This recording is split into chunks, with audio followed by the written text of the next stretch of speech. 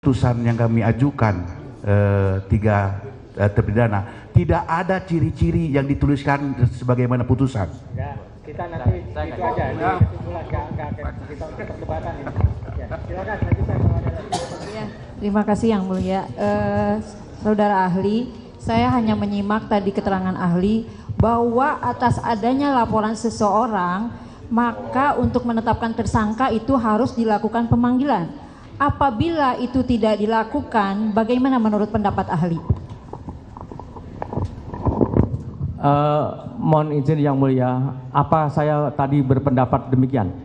Betul, ini saya catat. Saya catat bahwa apabila ada laporan itu harus ada pemanggilan. Tapi jika pemanggilan itu tidak dilakukan, ini perkaranya ada laporan loh, ahli. Nah, ini kan ada laporan. Nah, apabila ada pelapor tapi tidak dilakukan pemanggilan terhadap calon tersangka, itu bagaimana menurut pendapat ahli? Saya catat semua keterangan ahli. Mohon maaf. Jadi mohon maaf jangan diulang-ulang. Oh, saya tadi sudah menjelaskan. Jadi mohon maaf ahli, dijelaskan saja karena saya catat. Ya. Oke. Yang Mulia. Ulang lagi aja lah. Kadang-kadang kan kita ada waktunya, kita kadang-kadang menoleh atau apa, kadang-kadang kita. Silakan. Ya. Nah. Ini.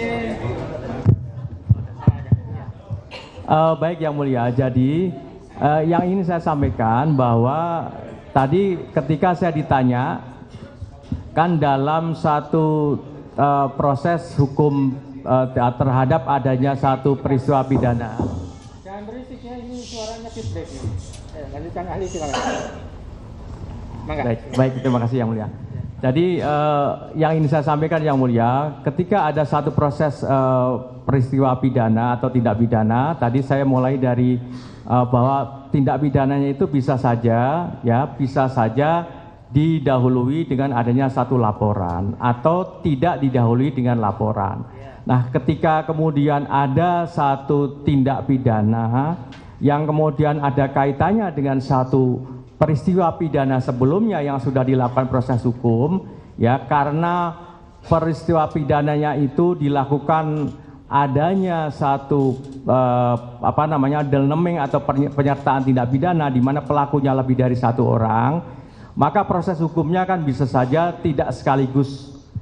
Nah, dalam hal yang tadi disampaikan oleh baik itu oleh Yang Mulia, oleh termohon maupun oleh pemohon tadi, ada putusan pengadilan yang menyangkut adresat DPO tadi. Maka yang saya sampaikan, kalau ada hal yang seperti ini, penyidik kemudian adresat yang ada dalam putusan pengadilan itu dijadikan sebagai petunjuk untuk menindaklanjutinya dalam proses itu.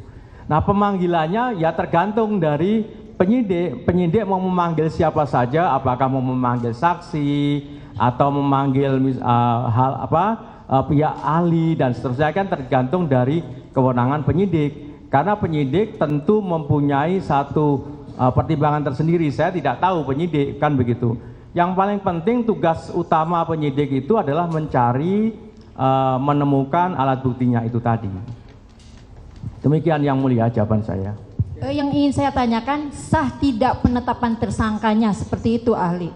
Kalau tidak ada pemanggilan atas dasar adanya laporan. Baik, mohon izin Yang Mulia, tadi sudah saya sampaikan bahwa penetapan tersangka berdasarkan apa yang ada di dalam KUHP dan juga putusan MK itu, selama mendasarkan pada minimal 2 alat bukti, maka penetapan tersangkanya adalah sah secara hukum. Demikian Yang Mulia. Ya, itu pendapat ahli ya. Iya. Oke, satu lagi. Ini kan tadi ahli mengatakan bahwa DPO sebagai petunjuk. DPO dinyatakan tanggal 15 September